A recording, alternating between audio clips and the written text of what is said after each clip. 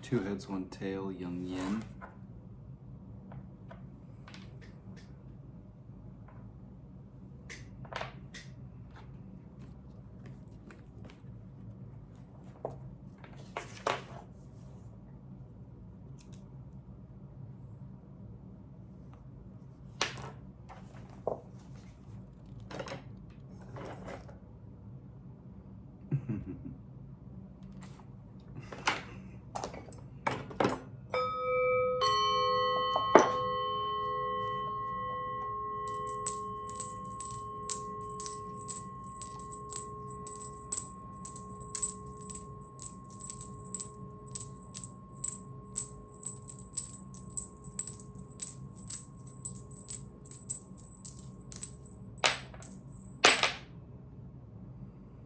Two tails, one head, Yang Yang.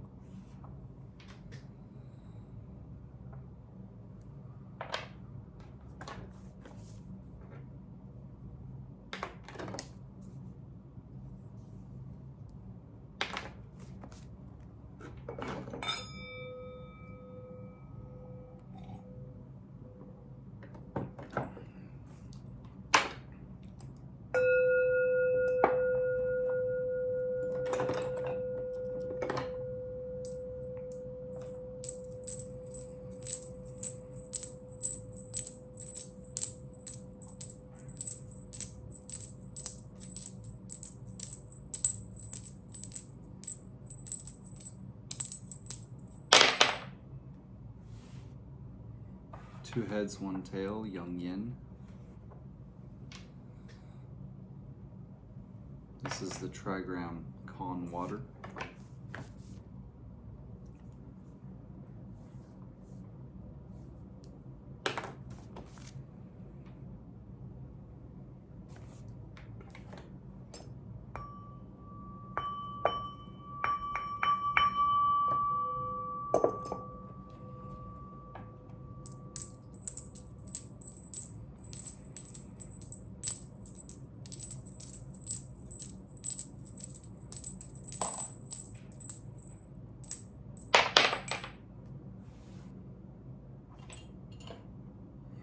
Two heads, one tail, Yang Yin.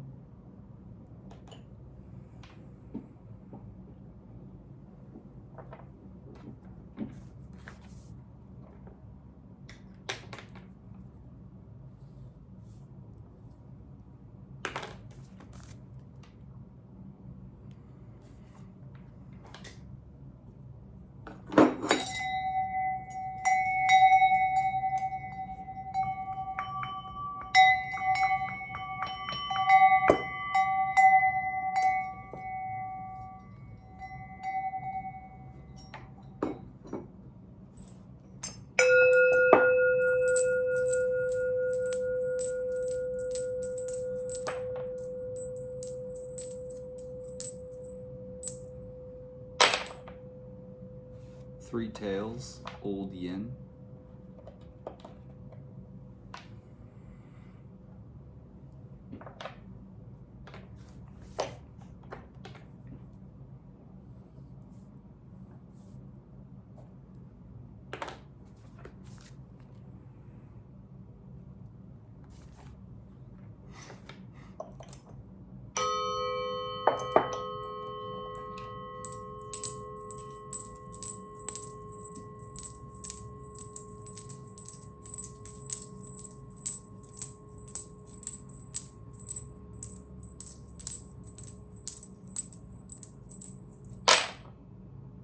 3 heads, old yang.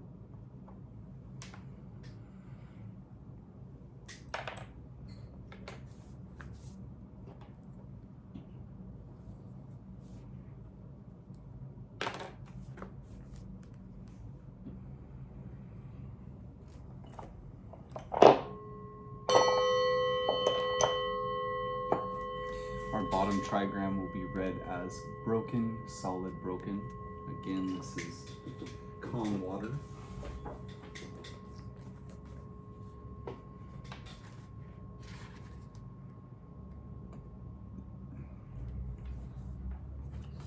Khan is deep water, flowing and formless. He is the complement of Li, dark where Li is bright, unconscious to her sharp lucidity, and represents a more fluid, intuitive, and emotional way of perceiving. This is danger, exposure, and solitude, and the need to respond with courageous self-reliance when confronted by the haunting unknown. Water is the middle sun, situated in the north, associated with midwinter and midnight.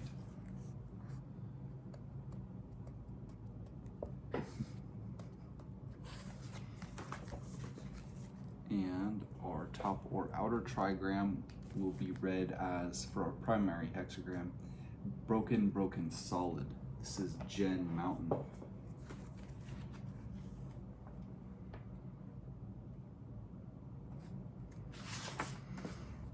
The mountain is still. It is a limit where you must stop. Gen brings each cycle to an end, defining a space where we can recognize, assimilate, and complete our experience. He creates a personal still center amid change where we can retreat for perspective and a firm foundation for new growth. He is well grounded, confident, and of independent spirit.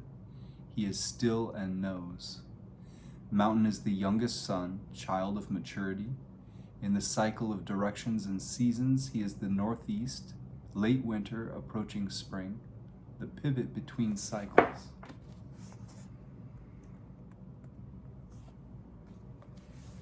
Gen Mountain above Khan Water give us the primary hexagram of 4.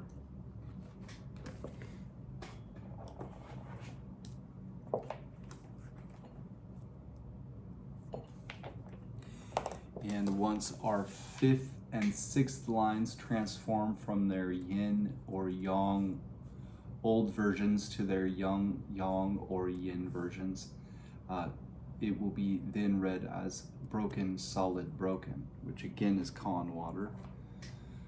Khan water above Khan water.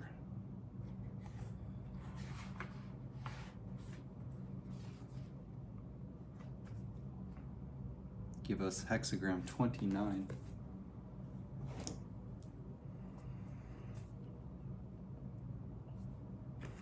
We will get the titles to our hexagrams from Lu Yiming's Taoist I Ching, which he wrote in 1796 as a Taoist adept.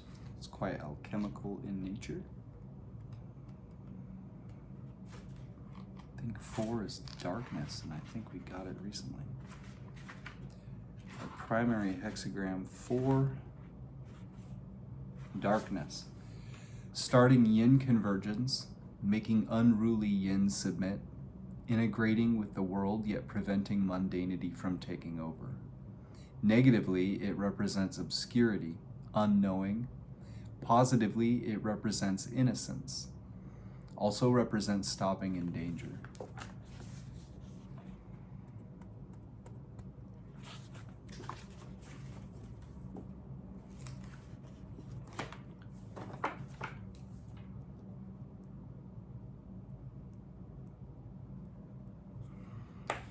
And 29, our supporting hexagram, which puts our primary hexagram in a broader context and influence, a direction of travel, an underlying issue that has to do with you and your relationship to it all. Mastering pitfalls. One of the 4 timeless hexagrams, restoring the celestial within the mundane.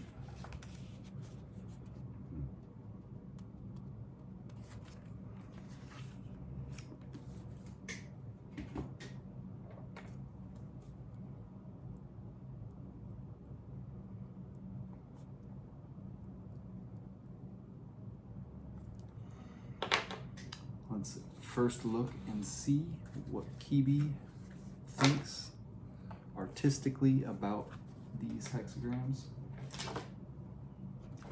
in her I Ching Tarot. Hexagram 4, she calls youthful folly. It looks just a little something like that.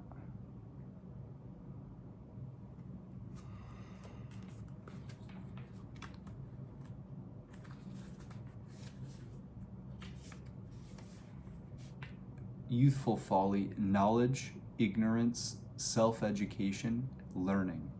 The attitude of someone with little knowledge, such as a child, willing to learn of their own volition in the dim light. Active attitude to learn. And 29. Is that the right? Yes, mastering pitfalls.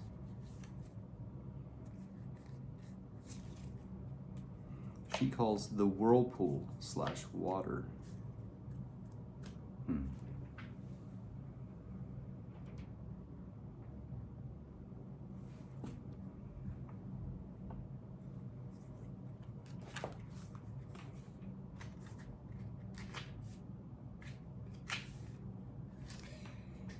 The whirlpool / water. Difficulties, overlapping difficulties, falls. A time of overlapping difficulties. The more it struggled to get out, the more it fall into it. Wait without struggling. Vortex that draws it downwards.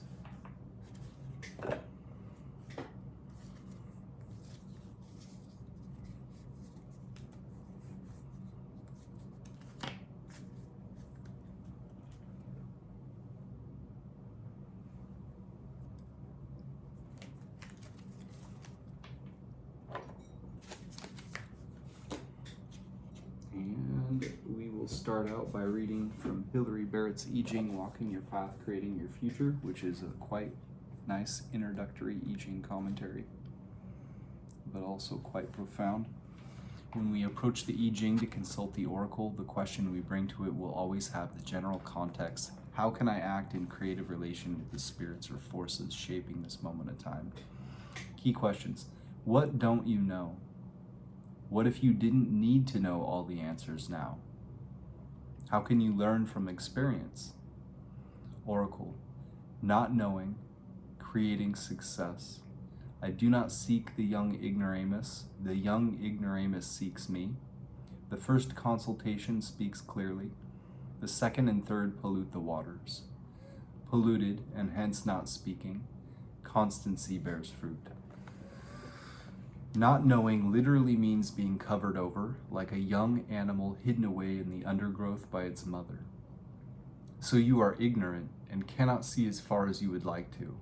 But this is not such a terrible thing while you are still so small.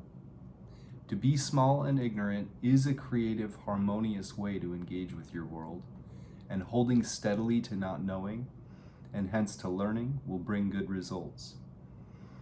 But this flow from creating success to constancy bears fruit is interrupted when the young ignoramus goes running after answers, as if it were embarrassing not to know. In his anxious persistence, he shows a profound disrespect for his teacher and also for the answer he is seeking that he imagines can be had so quickly. So the I who speaks here gives one clear answer and then may refuse to answer. Or perhaps there is just such confusion that no answers can be found. Understood.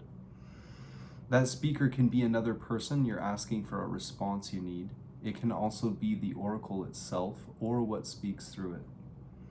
Image.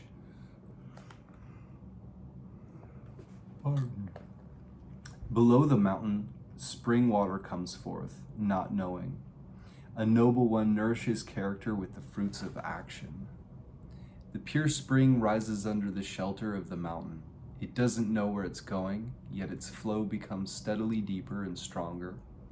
In the same way, a noble one nurtures personal character and strength with the fruits of going forward and taking action. Learning comes from experience, not in the form of ready-made answers. Sequence. Not knowing follows from Hexagram 3 sprouting. Things that are newly born must needs be ignorant, and so not knowing follows. Not knowing means ignorance and the youth of things. You are at an early stage of development, like an infant just beginning to toddle out into the wider world. Suddenly, you find yourself ignorant. The world is a much less orderly place than it appeared from the cradle. So if you have a confused sense of losing your center, this is a sign that you're seeing the real world more clearly than before. Here's some pandas.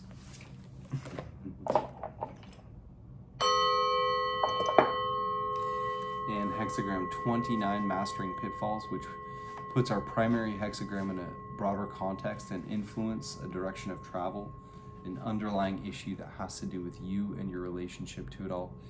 Hexagram 29 is repeating chasms. Key questions.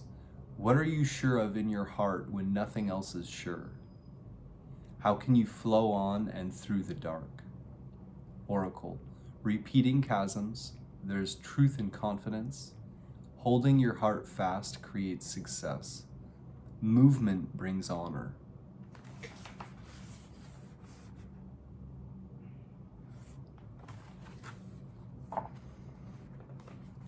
These are pits where you fall into the deep, dark waters, flowing on into the swirling, unknowable dark. The chasms repeat. There is no detour that would take you round them. So you must practice and learn the way of these deep places. First, there must be truth and confidence. Truth to the present moment, because this is simply how it is, and trust in your inner knowing, so you can be unreservedly present with an unshakable grasp on the essential core. In these deep waters, there is nothing solid out there to hold on to. No external security, no way to orient yourself. And so you hold fast to your heart. This is a way to create success, staying in communication with creative source, even in the chasm. In movement, you find a different kind of security, one that depends on your heart, courage, and commitment. This is the truest test of your convictions, when you have no way of knowing where your leaps of faith might land. Sitting in the bottom of the chasm does not bring honor. Action does. Also, it's a way to be sure of yourself as an individual after everything else has fallen away. You act, and you become skilled in flowing through the steep-sided chasms. Image. Waters flow on and reach the end, repeating chasms. A noble one acts with constant character and teaches things by repeating. Many small tributaries flow together to create a broad river. Many small commitments flow together to create a powerful character. A noble one understands that just one extraordinary leap of faith is not enough. By acting consistently, he creates a continuity of principles that people can depend on when all else is in flux. Such repetition is a way of conveying a message to others, and sometimes also of convincing and changing yourself as you learn more skillful ways of thinking. This is like the water. It carves out a course and creates its own momentum. Sequence. Repeating chasms follow from Hexagram 28, Great Exceeding. Things cannot end with excess, and so the chasm follows. The chasm means falling. In Hexagram 28, the house's ridgepole was buckling. Now it has given way. You overburdened or simply outgrew the external frame external framework that supported you, and now you are falling. Pair. Repeating chasms are paired and contrasted with hexagram 30, clarity. Clarity is above and the chasm is below. These are natural opposites, above and below, fire and water, light and dark, waking and dreaming. Yet together they create a single landscape. Chinese tradition says that after its journey across the sky, the sun is bathed in the river at the foot of the leaning mulberry tree. The sun itself needs to repeat the chasm.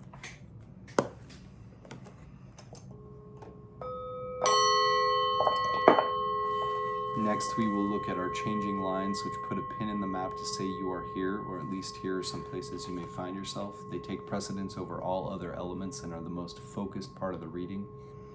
Changing line 5 has the general context: strength and self-determination, clear vision, being in command. And changing line 6, beyond the main action, reviewing experience, asking what comes next.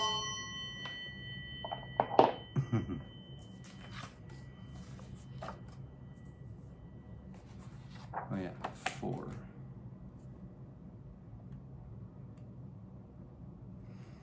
Changing line 5.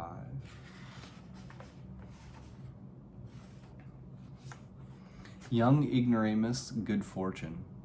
The oracle identifies the young ignoramus as the one who seeks answers. He enjoys good fortune because of his youthful, energetic constancy, and because there is nothing to impede the flow of his learning.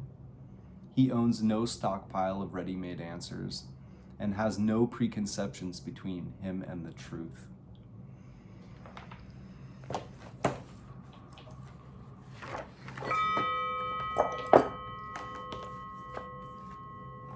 He also has a 4-year-old that drew in his I Ching commentary, I think. Changing line 6.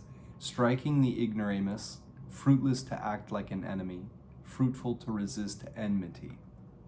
You are striking out at ignorance, your own or someone else's. This might work for the Zen master who clouts his students to wake them up, but not as an attack that makes the ignoramus the enemy. If you are attacking another person, you will injure your way of communication. If you are being self-critical and applying self-discipline, then you are dividing yourself into 2 opposing forces and becoming your own enemy.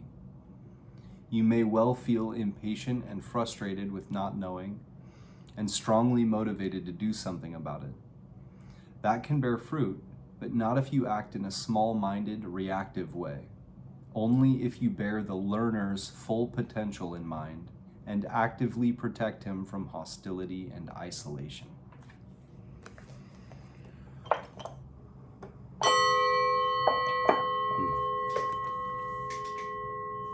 Next, we will look at Louis Ming's Taoist I Ching at hexagram 4, darkness. In darkness is development. It is not that I seek naive innocence seeks me. The first augury informs, the second and third defile. Defilement does not inform, it is beneficial to be correct. Explanation. Darkness means obscurity and unknowing. In the body of the hexagram, mountain is above, and with 2 yin advancing under 1 yang. Water is below, with 1 yang fallen between 2 yins. Both have forms of yin injuring yang, therefore it is called darkness. As for the qualities of the hexagram, danger is within stillness. There is danger, yet ability to stop. This includes the meaning of stopping in darkness, This hexagram represents starting the operation of yin convergence. The hexagram follows on the previous hexagram, Earth. Earth means going on the path of submission and receptivity. Carrying out yin convergence means returning recalcitrant yin to submission. After the primordial yang in people culminates, conditioned yin arises. The original spirit is obscured, and discriminatory awareness does things. One drops the real and recognizes the false. Using intellect mistakenly producing all sorts of cleverness. Though overtly there is light, inside is really dark. This is where darkness comes from. Once you have entered darkness, essence is disturbed and life is destabilized. In a single day, you are born 1,000 times and die 10,000 times, not knowing how to stop. This is most perilous. If you know there is danger and are able to stop it, silencing the intellect, being as though ignorant and dumb, though you be without knowledge outwardly, inwardly you really have knowledge. From false darkness you return to true darkness. Thus it is that in darkness there is paradoxically a way of development. The best development of darkness is innocence. The darkness of innocence unconsciously follows the laws of God, tranquil and unstirring, yet sensitive and effective. All actions flow from the fundamental essence. This is the dignified status of a sage, the aspect of the celestial human. Those who travel the path of darkness must go back to the darkness of innocence. Only then is it the darkness that is returning to the origin. However, this darkness of return to the origin is not a matter of seeking naive innocence oneself. It is naive innocence that seeks oneself. Not seeking innocence oneself means that it does not come about by formal effort and is not attached to forms. Innocence seeking oneself means that it comes naturally and does not fall into voidness. Not clinging to forms, not falling into voidness, not material, not empty. Since it is not a matter of seeking the real, one does not exclude the artificial either. Ever calm, yet always responsive yet ever calm. It is not darkness, yet resembles darkness. It is darkness, but actually not darkness. External things cannot enter inside, thoughts cannot arise. One does not seek reality, but reality is here. But this path that is neither form nor void has two methods, nurturing darkness and opening darkness, which should be known. When yin and yang are mixed, the natural reality has not yet been injured, and external influences have not yet entered. Darkness belongs to reality. It is like a first augury when the yarrow sticks are not yet divided, surely giving a direction at first. One should be open, calm, sincere, and serious, thereby going to the path of non-contrivance. Once yin and yang have divided, there is a lack of natural reality. External influences creep in, and darkness winds up in falsehood. It is like when the yarrow sticks are messed up after 2 or 3 auguries. Without awaiting their directions, one may change arrangements, thus going on the path of striving. The path of non-contrivance nurtures the darkness of reality. The path of striving transforms the darkness of falsehood. Nurturing reality, transforming falsehood, striving and non-striving are to be used according to the time and situation as appropriate. One may proceed from striving and wind up non-striving, or one may succeed in striving by way of non-striving. In either case, the ultimate accomplishment is to use the highest good without evil, wholly integrated with natural principle, to go back to the origin, return to the fundamental, and revert to innocence. Those who travel the path of darkness must do so in the correct way.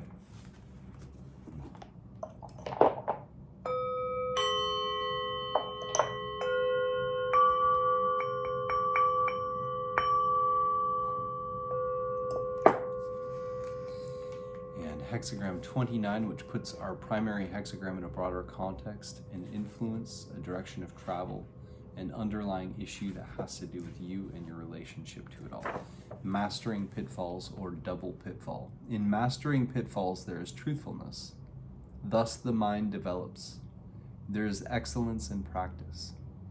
Explanation. Pitfalls means danger, as of a precipice or pitfall. Mastering pitfalls means getting through danger.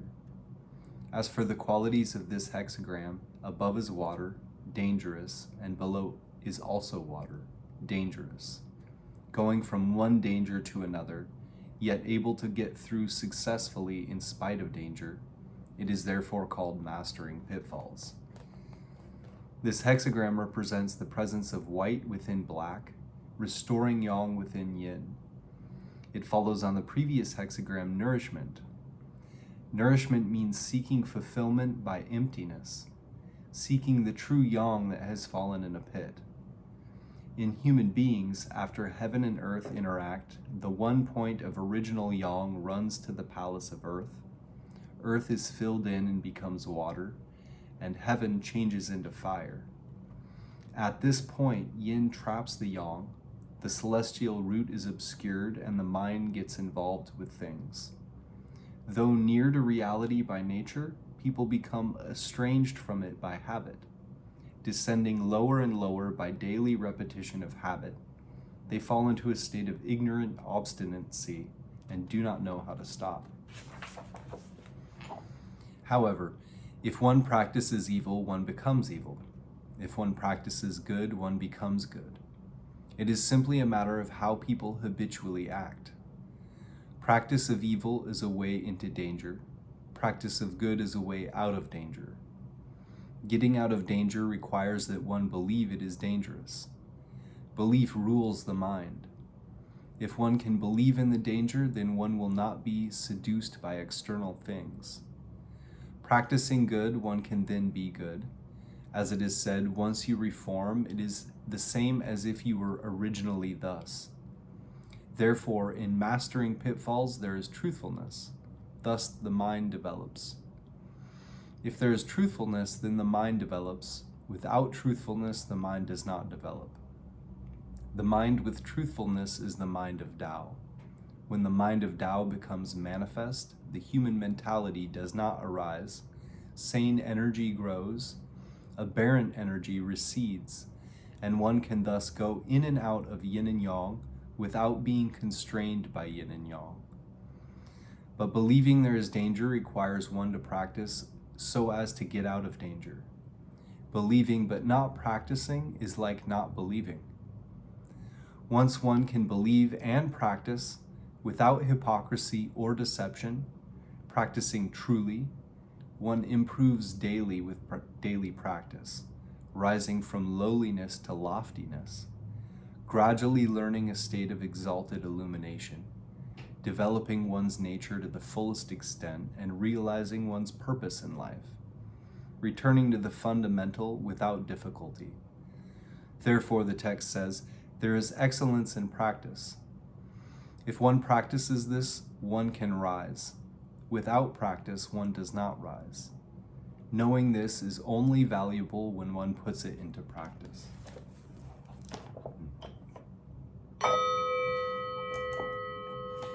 And next we will read our changing lines 5 and 6, which put a pin in the map to say you are here, or at least here some places you may find yourself. They take precedence over all other elements and are the most focused part of the reading. Changing line 5 has the general context: strength and self-determination, clear vision, being in command. And changing line 6, beyond the main action, reviewing experience, asking what comes next. Hexagram 4, changing line 5. I believe we got changing line 5 in the previous reading, maybe 2 readings back, in darkness as well. I believe. Let's see. Changing line 5. Innocence is auspicious. Explanation. In stopping, knowing when and where to stop, being incapable, so following the capable, using firmness to balance flexibility, borrowing strength to compensate for weakness. Though dark, this is not darkness. This is the auspicious path of innocence, unconsciously following the laws of God. This is darkness aware of its darkness. I love that line, darkness aware of its darkness. And changing line 6, attacking darkness. What is not helpful is inimical. What is helpful prevents enmity. Explanation. Firmness at the culmination of darkness is ability to control anger and desire, and to powerfully repel external influences. This is like attacking darkness. On the path of withdrawing yin, the human mentality is not helpful, so it is inimical. It is the mind of Tao which is helpful, defending against what is inimical. If one removes the human mentality, activates the mind of Tao, negative energy recedes and positive energy becomes pure and complete. Then you again see what you were originally like. This is darkness ultimately being able to not be dark. Looking over the 6 lines of darkness, there is a great difference between real and false. When the real is used and the false removed, nurturing the one and repelling the other, doing what is appropriate in each case, then the path of yin convergence is consummated.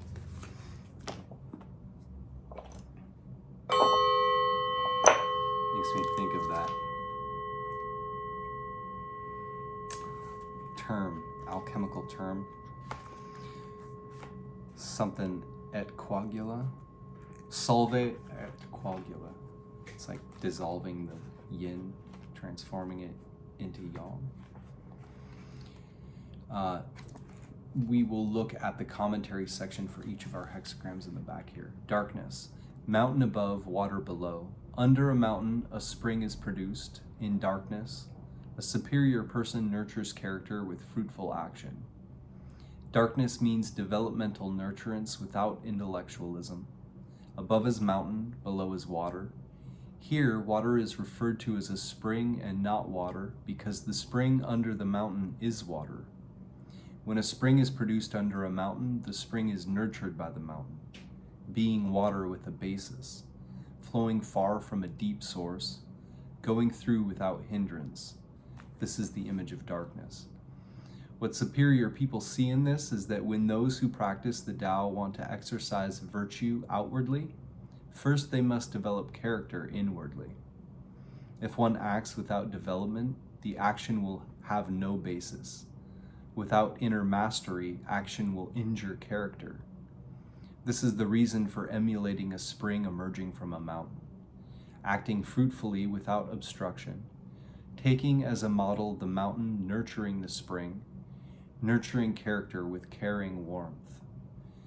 The yang in the center of water refers to what is produced by celestial unity, the original generative energy that gives birth to beings. This is what is called the celestial virtue or power. This virtue is hidden in the temporal, since ordinary people follow temporally acquired conditioning and abandon the primordial. Most do not know how to develop, nurture, cultivate, and sustain this primal virtue. So as a result, they gradually dissipate it and harm their own essence in life. Those who awaken to this set aside acquired conditioning to practice inner development and outward action, using development to perfect action, using action to test development, cultivating both inside and outside. Nurturing character is developmental, and acting on it is developmental as well. Nurturing character means no worthy quality is left undeveloped. Fruitful action demands that every act be fruitful. Nurturance of character demands that it be nurtured until it is stable as a mountain. Only then is development complete. Fruitful action demands that it be effective as a spring flowing day and night. Only then is fruition complete. Action fruitful, character developed, one completes one's nature and understands the meaning of life. Integrated with the celestial design, unconsciously following the laws of God. This is why darkness is valued.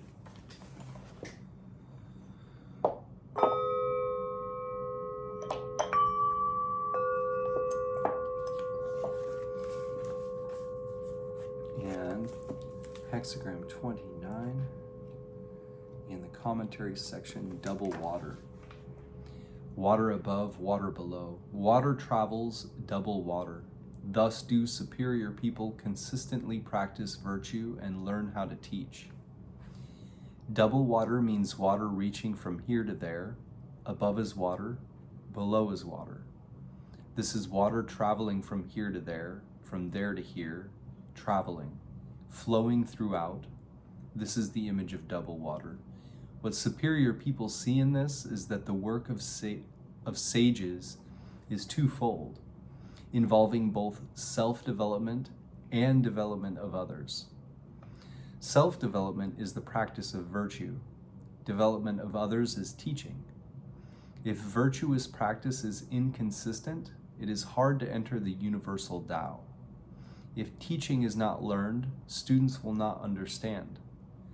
Therefore, they work on virtuous practice day by day and month by month, becoming familiar with the old and aware of the new, increasing their efforts as time goes on, aiming for profound attainment of self-realization.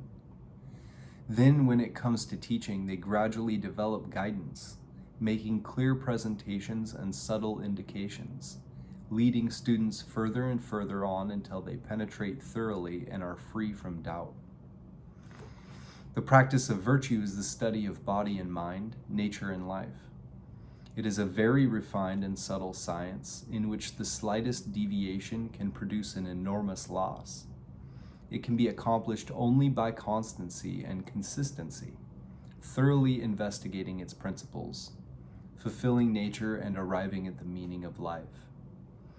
Teaching is a matter of receiving from forebears and educating successors.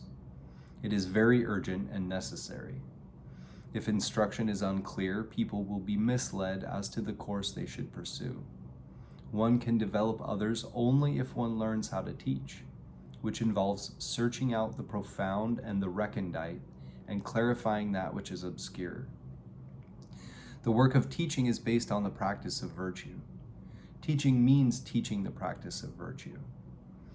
Only if one is consistent and constant in the practice of virtue can one learn the practice of teaching. If one cannot be consistent in the practice of virtue, then teaching will be baseless and unguided. When one is consistent in the practice of virtue and afterward learns how to teach, then what is consistent and constant in oneself is what is learned by others. This is like water traveling from here to there. It is all the same water, able to flow everywhere.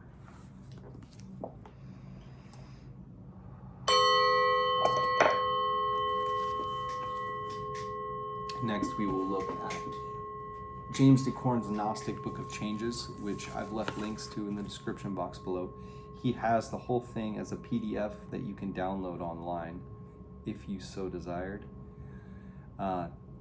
He's a practitioner of the Tao himself and has left helpful quotes by things like the Kabbalah and people like Carl Jung, and he synthesizes several I Ching commentaries right here.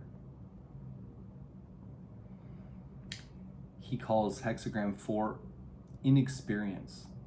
Other titles might be youthful folly, the symbol of covering, immaturity, uncultivated growth, youth, acquiring experience, youthful ignorance, enveloping, folly, darkness.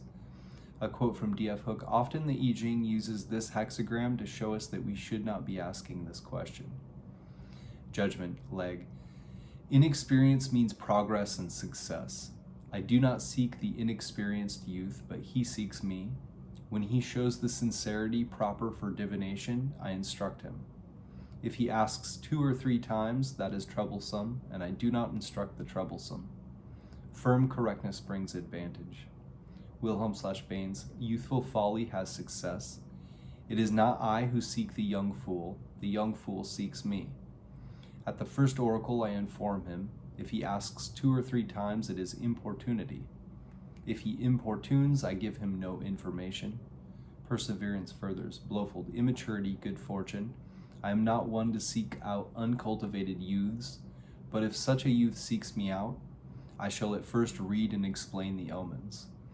Yet should he ask me many times, just because of his importunity, I shall not explain anything more.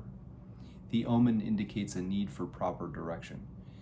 This hexagram suggests stubbornness, the upper trigram, issuing from the softness of the womb, the lower trigram. While it sometimes happens that youthful rashness succeeds where sober counsels fail, it is nevertheless the duty of the mature man to cultivate the minds of the young and to respond within reason to their requests for guidance. As an omen, this hexagram may be taken to imply a case in which a certain amount of rashness may lead to success, but in which older people are not absolved from the duty of guiding the young. There is also a suggestion that the Book of Change itself, though fully responsive to those who make the right approach, will not brook importunity in the form of trivial questions or of seeking to reverse its judgments by further questioning.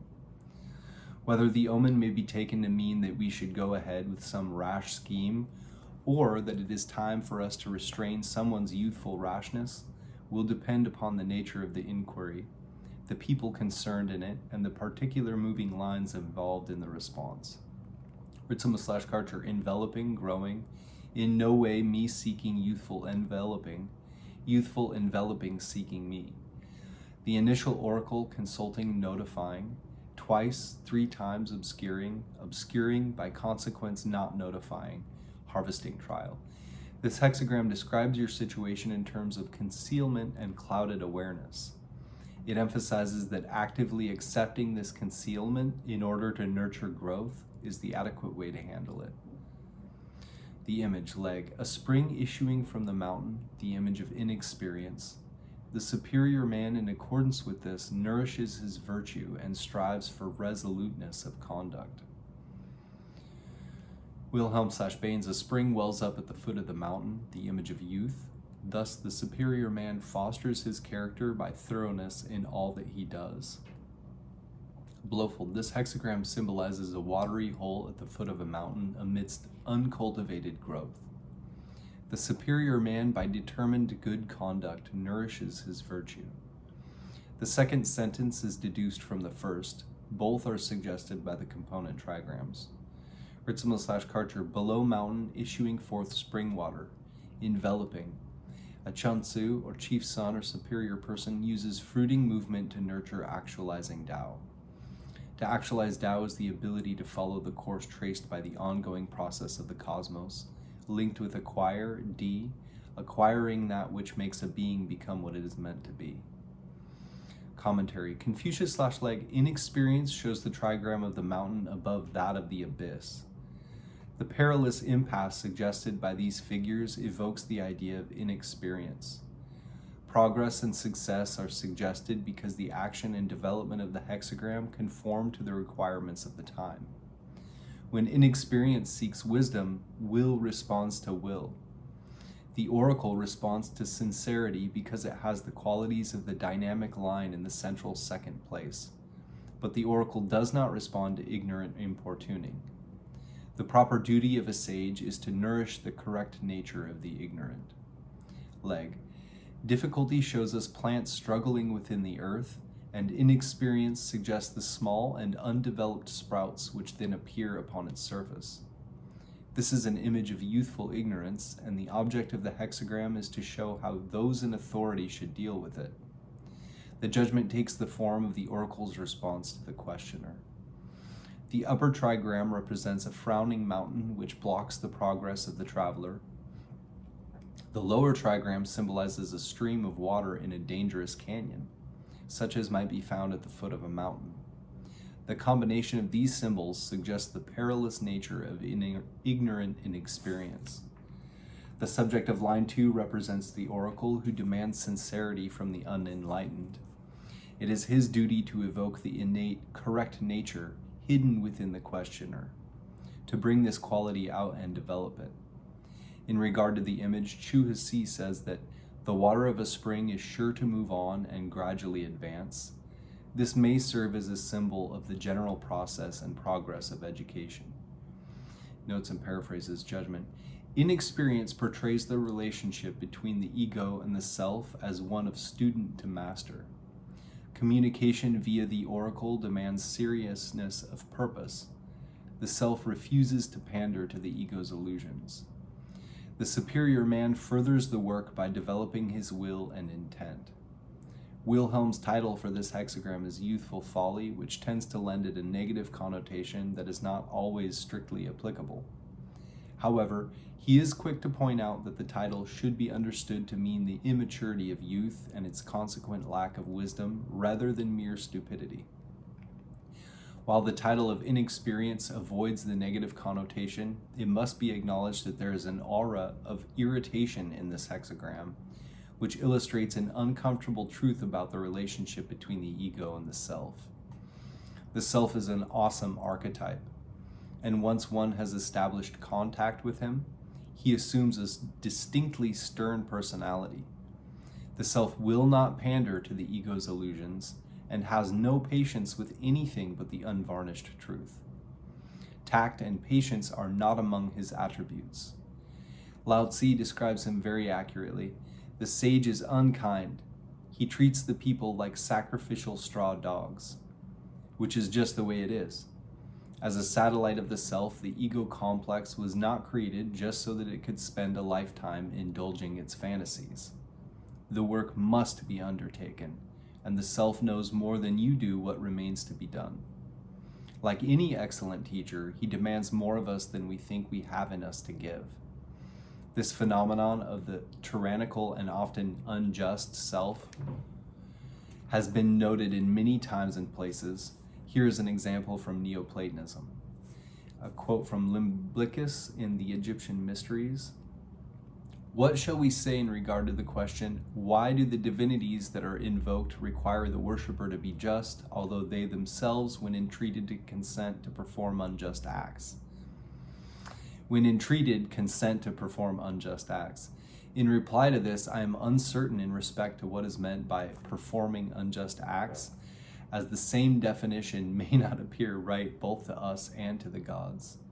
We, on the one hand, looking to that which is least significant, consider the things that are present, the momentary life, what it is and how it originates. The beings superior to us, let me say, know for certain the whole life of the soul and all its former lives, and if they bring on a retribution from the supplication of those who invoke them, they do not increase it beyond what is just. On the contrary, they aim at the sins impressed upon the soul in former lifetimes, which men do not perceive, and so imagine that is unjust that they fall into the misfortunes which they suffer. A contemporary expression of this idea comes from consciousness researcher John Lilly, famous for his work with dolphins and isolation tank experiments with psychedelic drugs. Did he give drugs to dolphins? John Lilly. If I was a dolphin, I'd come find you. Cosmic love, e.g. the spiritual self, is absolutely ruthless and highly indifferent. It teaches its lessons whether you like/dislike them or not. By definition, the gods, archetypes, are not human. Were it possible for them to evolve without human vessels in space-time, presumably we humans would not exist. It is these archetypes, in the guise of our complexes and limiting beliefs, that are being altered by the work. Because the unconscious psyche is a multiverse, it is sometimes very difficult to differentiate just who is advising us. And the self via the oracle will occasionally test us for our ability to use intuitive common sense. Which is to say, when the gods, or the self, become totally unreasonable, we can only go along with them to the limit of our human understanding. Slavish obedience to all injunctions from the unconscious is to sell our souls outright to something that we don't understand.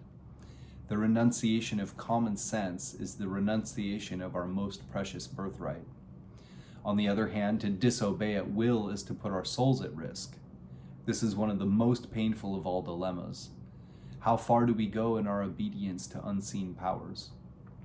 Aspects of this problem have been called the dark night of the soul, an inner initiation, a trial by fire to see what we are really made of. There are times in the advanced course of the work when one receives the strange insight that the self actually wants us to disobey. This ordeal can only be lived through. No one can advise you except your own sense of what is right for you at any given moment.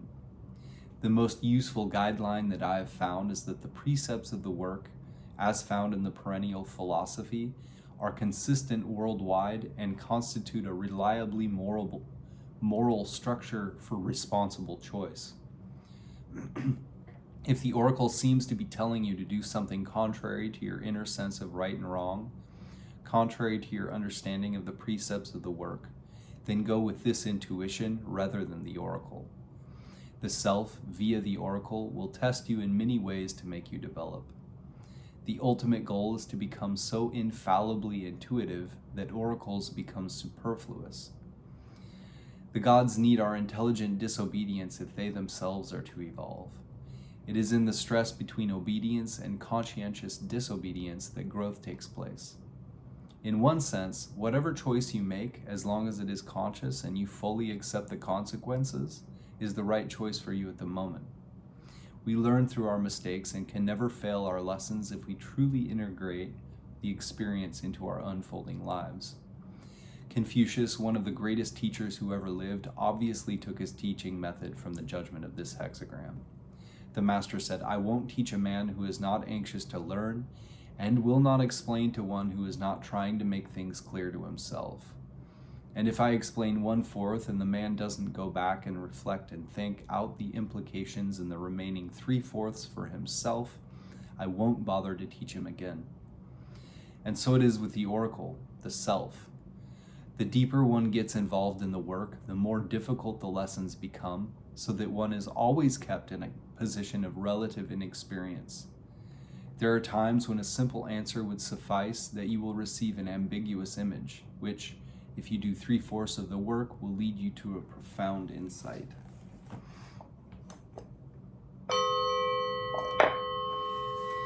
And our supporting hexagram, which puts our primary hexagram in a broader context and influence a direction of travel, an underlying issue that has to do with you and your relationship to it all. 29, James Dekorne calls danger. Other titles might be the abysmal, the symbol of sinking, water, the abyss, gorge, repeating entrapment, double pitfall, multiple danger, double water, the deep, dark forces, the perilous pit. A quote from D.F. Hook: "May not be as bad as it sounds, but whatever happens, remain true to yourself." Judgment, leg. The trigram of danger, here repeated, shows the possession of sincerity, through which the mind is penetrating. Action in accordance with this will be of high value. Wilhelm/Baines, the abysmal, repeated. If you are sincere, you have success in your heart, and whatever you do succeeds.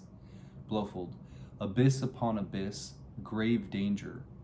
All will be well if confidence is maintained and a sharp hold kept upon the mind. Activities so conducted will win esteem. Lu, water doubled, danger.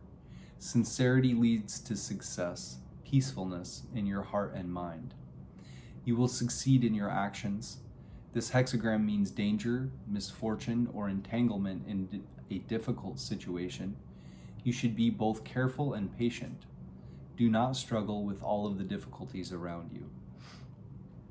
Ritzema/Karcher, repeating gorge, possessing conformity, holding fast the heart, growing. Movement possesses honor. This hexagram describes your situation in terms of a dangerous situation you cannot avoid. It emphasizes that taking the risk without reserve, the action of gorge, is the adequate way to handle it.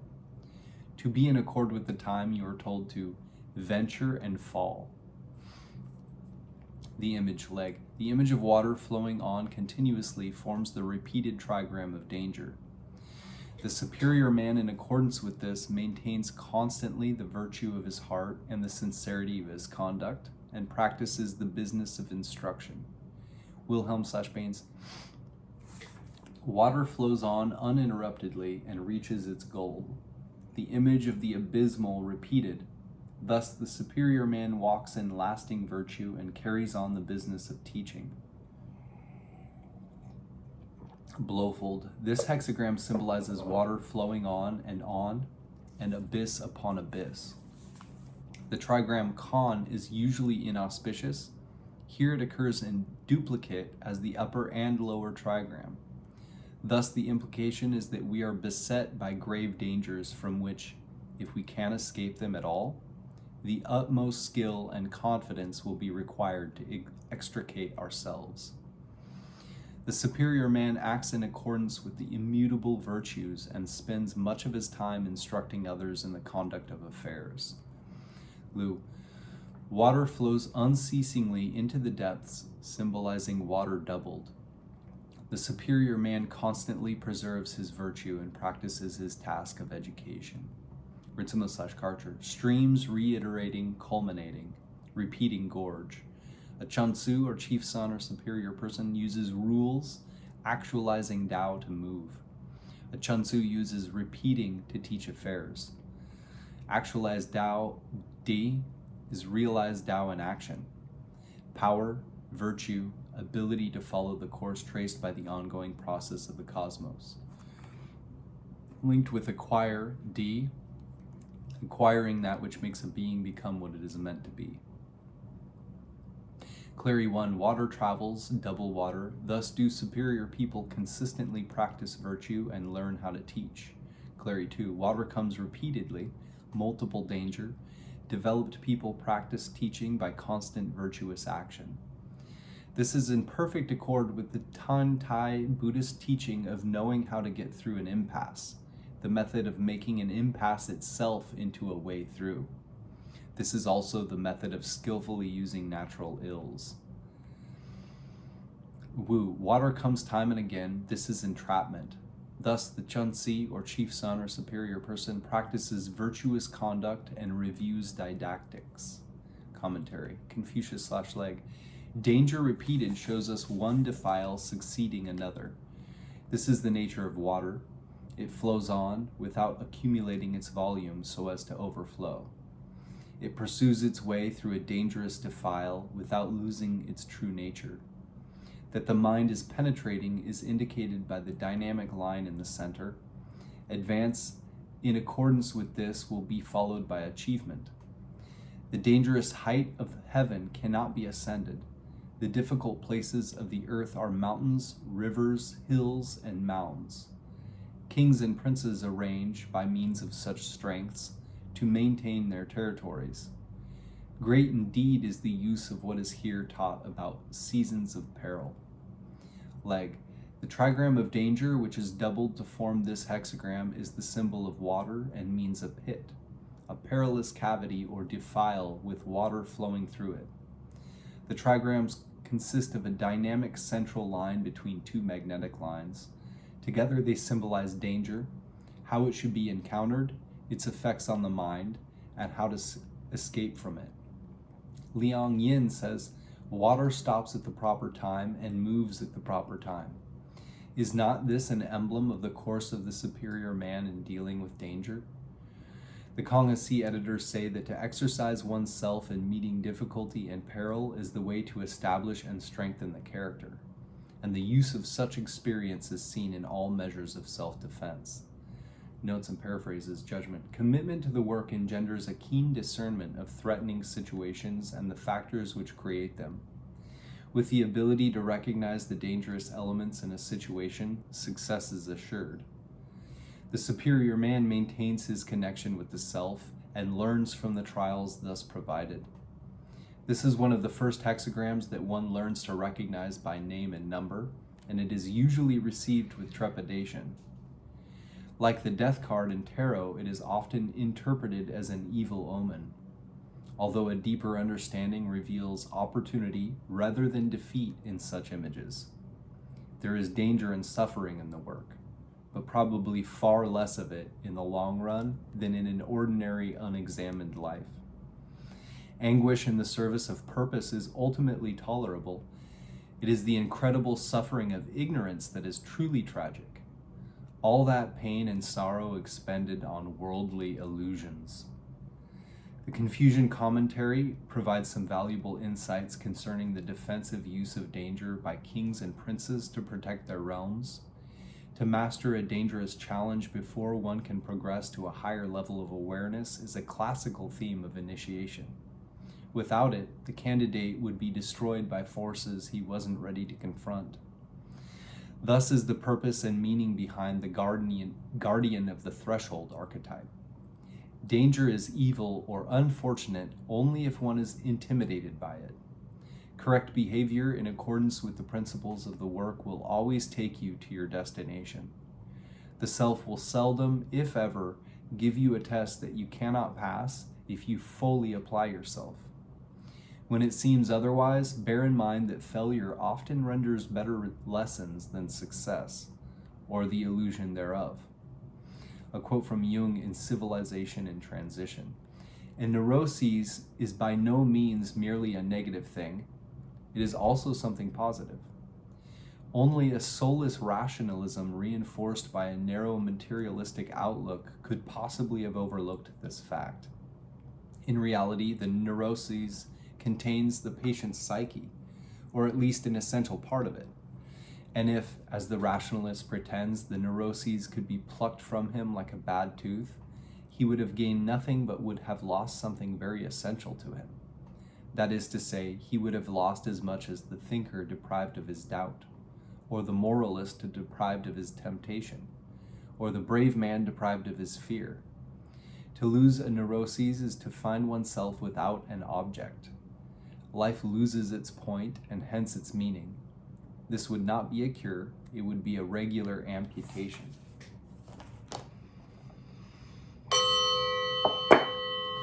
Next, we will look at our changing lines 5 and 6, which put a pin in the map to say you are here, or at least here some places you may find yourself. They take precedence over all other elements and are the most focused part of the reading. Changing line 5 has the general context, strength and self-determination, clear vision, being in command, and line 6, beyond the main action, reviewing experience, asking what comes next. Hexagram 4, changing line 5. Leg. The fifth line, magnetic, shows its subject as a simple lass without experience. There will be good fortune. Wilhelm/Bain's childlike folly brings good fortune. Blofeld, youthful innocence brings good fortune. Here the Chinese text suggests that we are dealing not with youthful folly, but with the innocent misdemeanors of quite small children. Lu, the youth submits, good fortune. If you receive this line, you can expect to attain your goals easily. Commentary, Confucius/Leg, her good fortune is due to her docility going on to humility. Wilhelm/Bain's, the good fortune of the childlike fool comes from his being devoted and gentle. Blofeld, this is because such conduct coincides with what is soft and gentle. Ritzema/Karcher, yielding uses ground indeed. Cleary 2, harmonizing smoothly. Wu, this is due to his docility and humility. Leg, line 5 is in the place of honor and has for its correlate the dynamic line in the second place. Being receptive, it is taken as the symbol of a simple lass, willing to be taught by its dynamic correlate in line 2. Notes and paraphrases. Sue, the unassuming youth seeking instruction with humility gains good fortune. Wing, an attitude of innocent acceptance in regard to seeking advice from others will be rewarded. Good fortune. Editor, as so often in the I Ching, the full meaning of this line is found in the relationship between it and its correlate. The second line is the dynamic sage, and the fifth line is the magnetic, receptive student. As the ruler of the hexagram, line 5 exemplifies the idea of receptivity to instruction necessary for the evolution of ignorance into gnosis. This is the relationship of the inexperienced ego to the omniscient self. A quote from T.H. Huxley, sit down before fact like a little child, and be prepared to give up every preconceived notion. Follow humbly wherever and to whatever abysses nature leads, or you shall learn nothing. James Dekorne breaks changing line 5 down into two succinct definitions, A and B. A, awaken the mind by fixing it nowhere, a Zen proverb, and B, accept your ignorance and inexperience and humbly devote yourself to the comprehension of the work.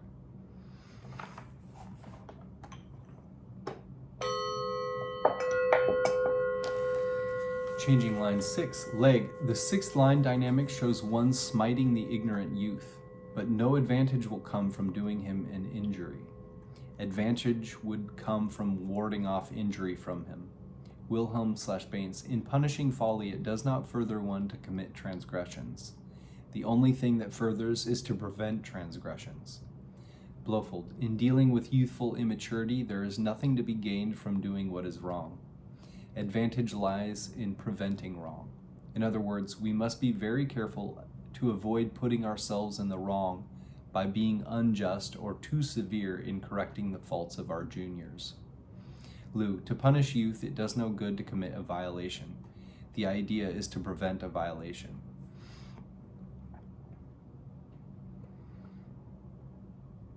Clary, to attack ignorance, it is not beneficial to be a robber, it is beneficial to ward off robbers. Wu, there is an indication of striking the ignorant. It will not be advantageous to be offensive. It will be advantageous to be defensive. Commentary. Confucius/Leg, above and below all do and are done, too, in accordance with their nature. Wilhelm/Baines, it furthers to prevent transgressions, for then those above and below conform to order. Blofeld, preventing wrong has the advantage of bringing senior and junior into accord. Improperly applied discipline may lead the young to hate those whom they are expected to love. Few young people gladly kiss the rod before punishment. Ritzel/Carter, that sounds kinky. Above and below yielding indeed. Cleary too, it is beneficial to ward off robbers, for then above and below are in harmony. Who wrote that? Blofeld, you kinky son of a bitch. Wu, because it is agreeable to the above and the below. Leg, line 6 is dynamic and in the topmost place. It is natural but unwise for him to use violence in carrying out his educational measures. He represents, according to the scheme of the hexagram, one who uses force in the cause of education. But the force is best applied not on the ignorant, but on those who would keep them ignorant, or increase their ignorance. He therefore acts according to his nature, and the subjects of all the magnetic lines below are cared for as is best for them. Notes and paraphrases Sue.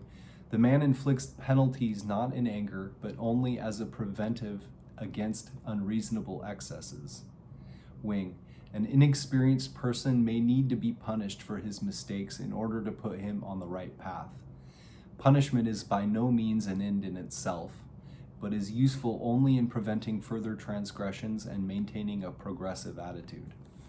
Editor, the imagery of line 6 can suggest the idea of karma, a law of just compensation neutralizing past transgressions.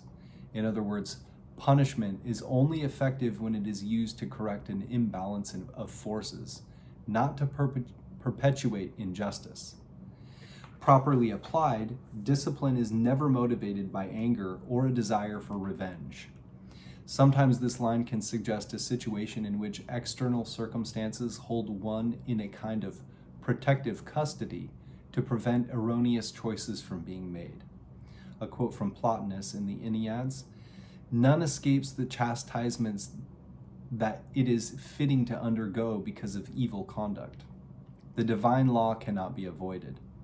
It has within itself the power to achieve what it has determined upon. Without knowing it, the guilty one is transported to places where it is suitable that it serve its sentence.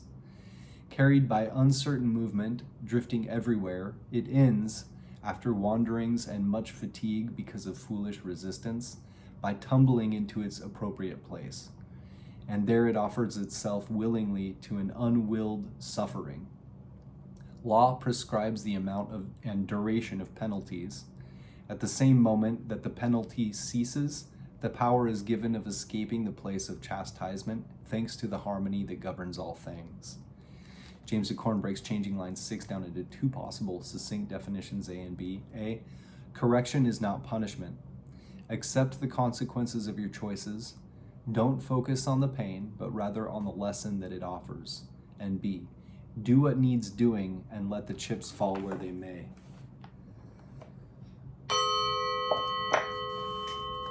Now we will get a randomly card-drawn chapter from the Tao Te Ching while we sum the reading up.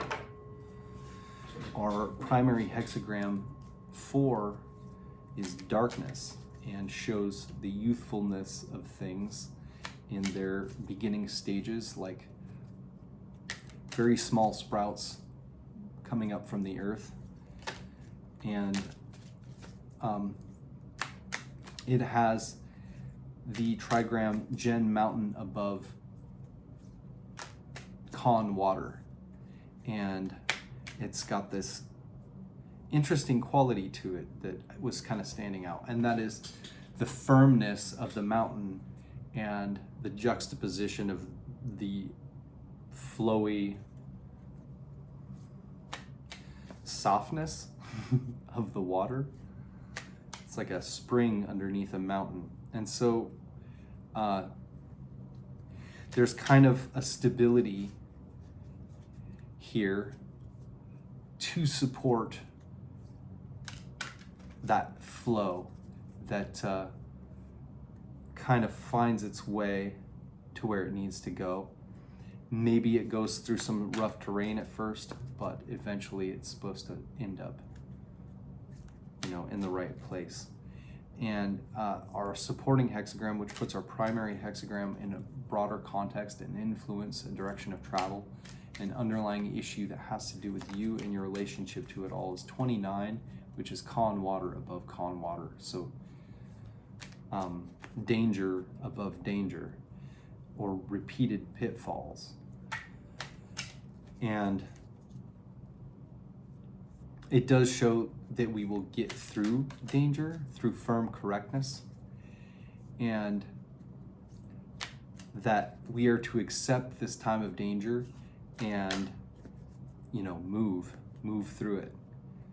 It says that to be in accord with the times, you are told to go forward and fall. So basically, meet the danger with all inness. We're all in.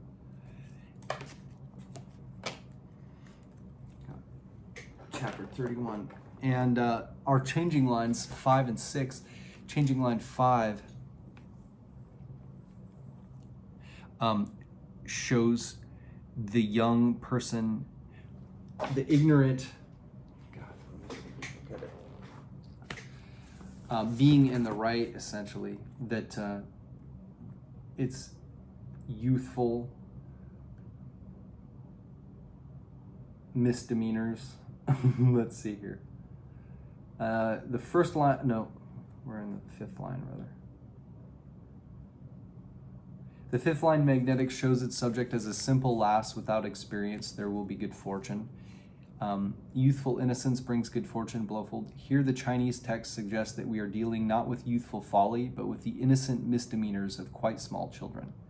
And it's broken down into two possible succinct definitions. A, awaken the mind by fixing it nowhere, a Zen proverb. And B, accept your ignorance and inexperience and humbly devote yourself to comprehension of the work. And in 6, it says, the sixth line dynamic shows one smiting the ignorant youth, but no advantage will come from doing him an injury. Advantage would come from warding off injury from him. Blowfold, in dealing with youthful immaturity, there is nothing to be gained from doing what is wrong. Advantage lies in preventing wrong. In other words, we must be very careful to avoid putting ourselves in the wrong by being unjust or too severe in correcting the faults of our juniors.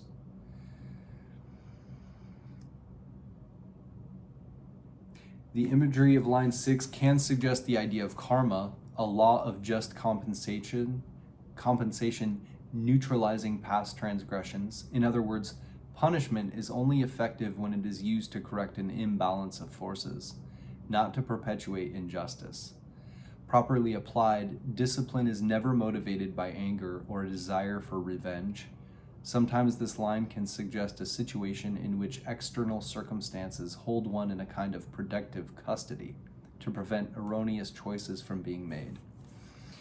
And he breaks changing line 6 down into two possible succinct definitions, A and B. A, correction is not punishment. Accept the consequences of your choices.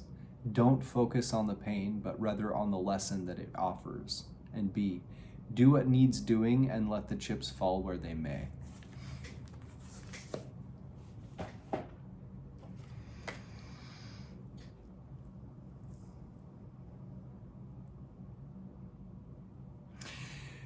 I find it interesting that we've got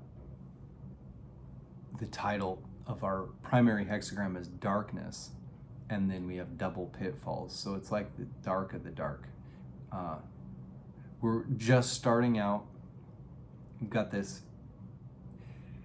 kind of simple childlike innocence that Changing Line 5 talks about.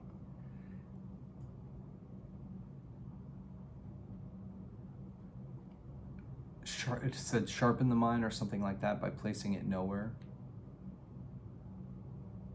And humbly devote yourself to the work. And we've got double pitfall where we have con water and con water. Con water I like to think of really similarly to like the unconscious.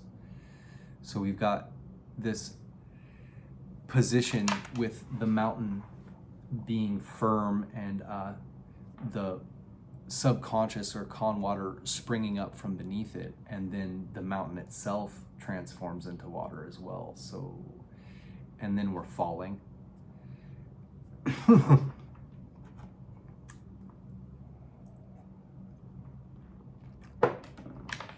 I sometimes do visualizations when I'm meditating where kind of like the descent, the shamanic journey where you descend into the lower world. But sometimes it feels like it's terrifying to do that too much, similar to the idea of potentially going insane. Too much chaos in that dark area feels overwhelming and almost like a presence, you know, being scared of the dark, for instance. It's not so much the dark, but the sense that you can't really see or sense what might be lurking.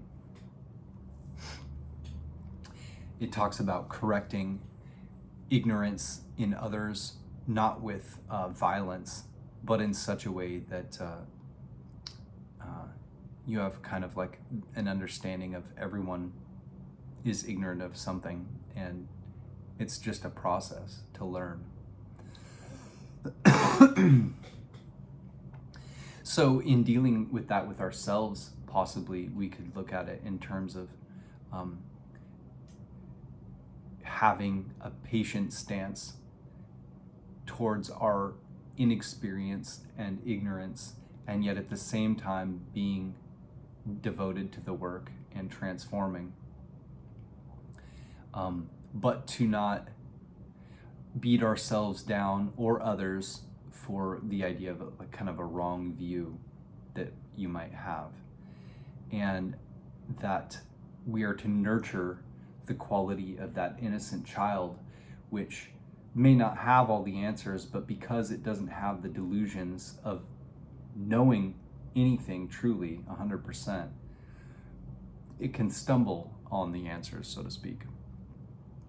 But this Fool card in the tarot kind of idea of the child stumbling off this cliff, and it's almost like it is on the edge of a mountain in the image of the tarot card of the Fool, and it's like it stumbles and trips off the edge of this mountain, and the mountain also becomes water, and the water is already water in this idea of the hexagram.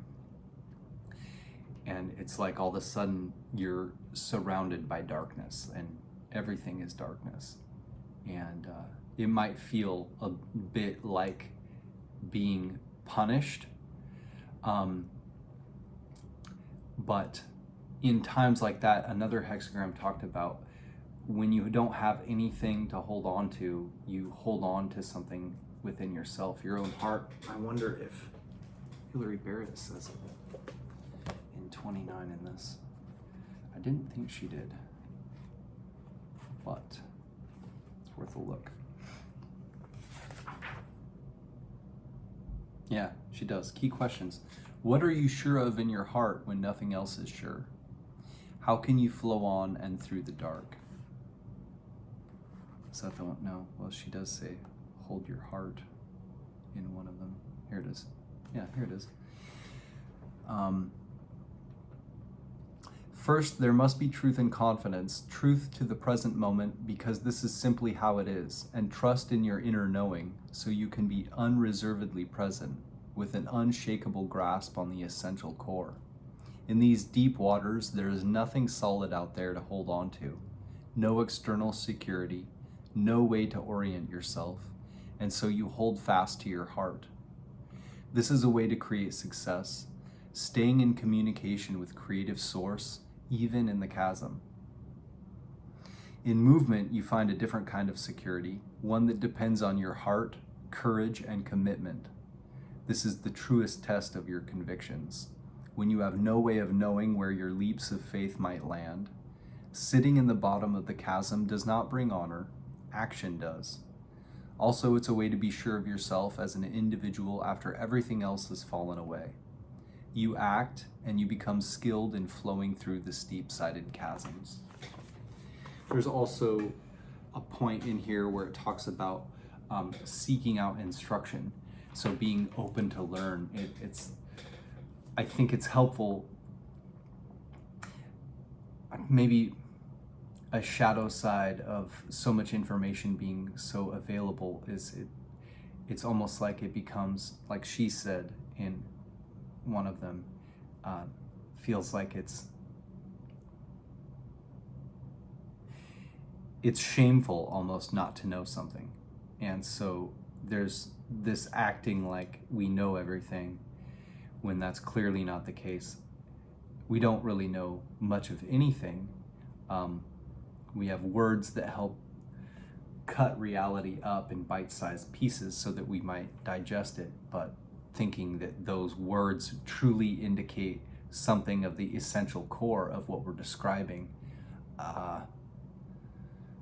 we grunt and wave our arms around at reality in that way. It's reality, they call it a picture's worth 1,000 words. Reality itself could never be boiled down to a word or a picture. It just is. So we're held to this creative process of constantly being in some sort of form of ignorance. And I think that quote where it says, the wise man knows that he knows nothing. It's like the more that you learn, the more that you realize you really don't know as much as you thought you did in comparison to the amount that is available to know.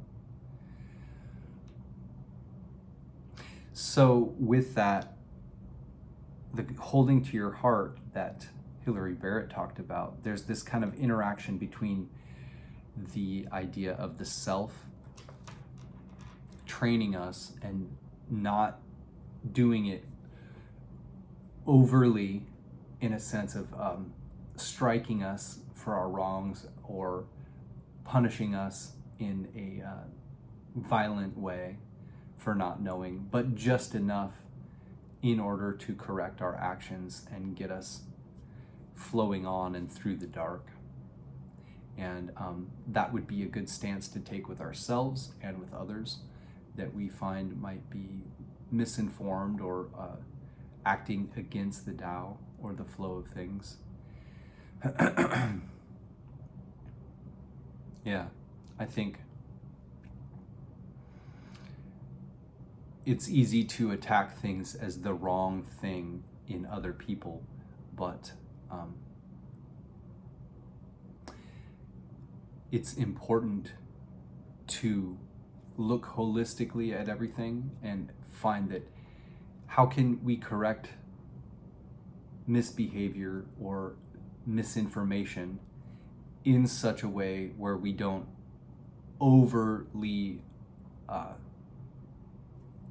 go into an unbalanced state in the opposite direction, and use just enough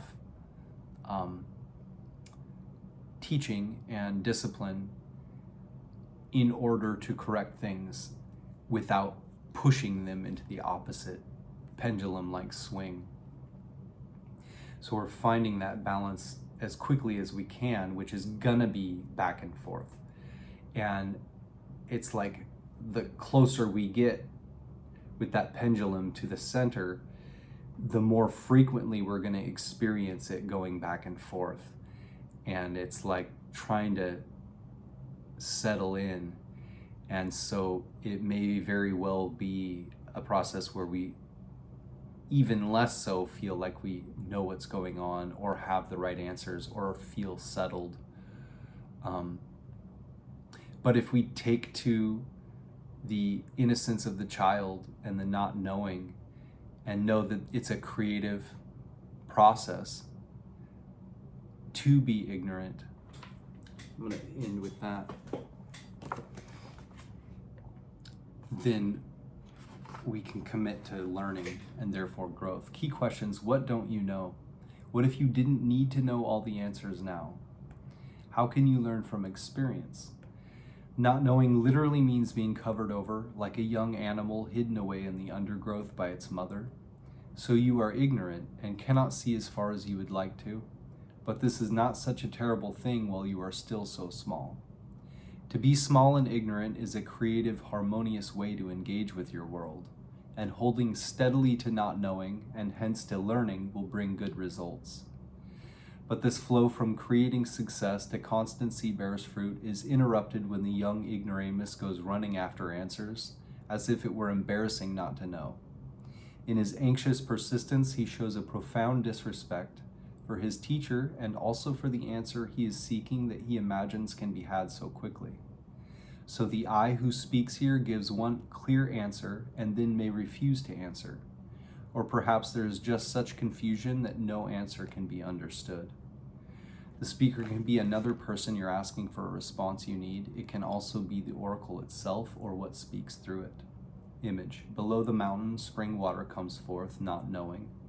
A noble one nourishes character with the fruits of action. The pure spring rises under the shelter of the mountain. It doesn't know where it's going, yet its flow becomes steadily deeper and stronger. In the same way, a noble one nurtures personal character and strength with the fruits of going forward and taking action. Learning comes from experience, not in the form of ready-made answers.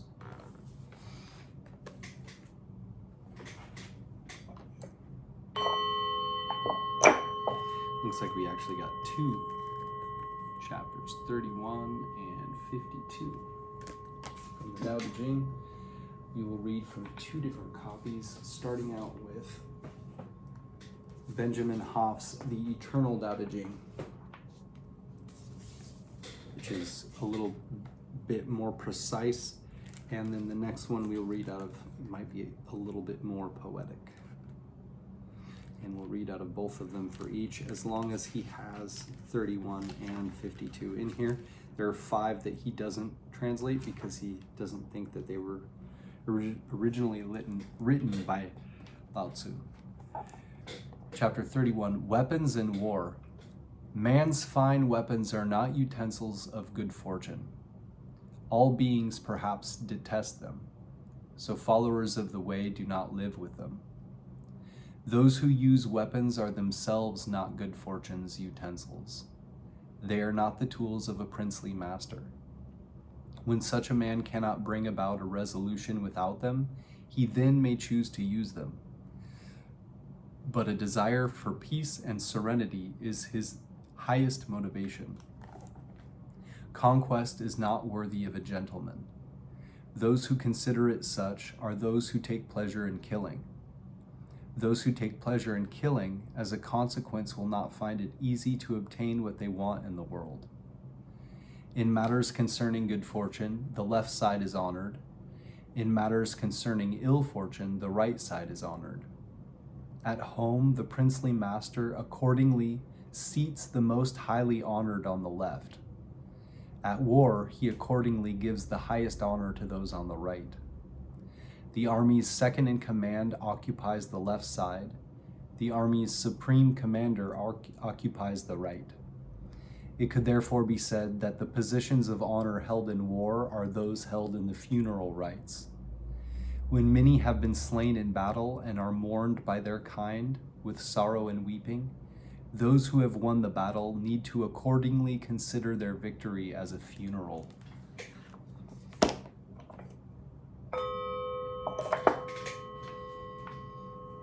In the same chapter, 31, out of Jia Fu Feng and Jane English's translation.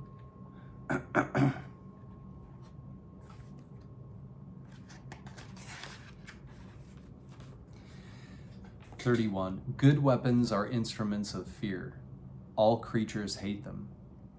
Therefore, followers of Tao never use them. The wise man prefers the left. The man of war prefers the right. Weapons are instruments of fear. They are not a wise man's tools. He uses them only when he has no choice. Peace and quiet are dear to his heart, and victory no cause for rejoicing. If you rejoice in victory, then you delight in killing. If you delight in killing, you cannot fulfill yourself. On happy occasions, precedence is given to the left. On sad occasions, to the right. In the army, the general stands on the left, the commander-in-chief on the right. This means that war is conducted like a funeral. When many people are being killed, they should be mourned in heartfelt sorrow. That is why a victory must be observed like a funeral.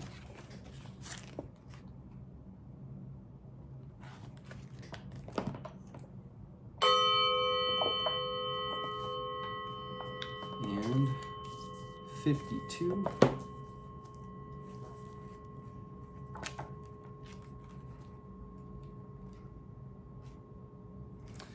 The world's mother. All under heaven had an origin, considered as being the world's mother. When you get acquainted with the mother, you will accordingly know her child. When you know her child, you will repeatedly protect the mother. To the end, yourself will not be in danger. Stop your pleasant words, shut your gate. To the end, yourself will not struggle. Start your pleasant words, further your affairs. To the end, yourself will not be saved from wrong. Perceiving the small is called enlightenment. Protecting the soft is called strength. Employing the Great Mother's light and repeatedly returning to her radiance without leaving your troubles behind is said to be merely practicing constancy.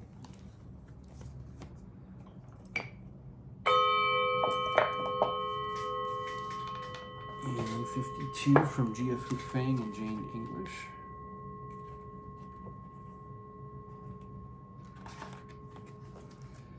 The beginning of the universe is the mother of all things. Knowing the mother, one also knows the sons. Knowing the sons, yet remaining in touch with the mother, brings freedom from the fear of death. Keep your mouth shut. Guard the senses, and life is ever full. Open your mouth, always be busy, and life is beyond hope. Seeing the small is insight. Yielding to force is strength. Using the outer light, return to insight, and in this way be saved from harm. This is learning constancy.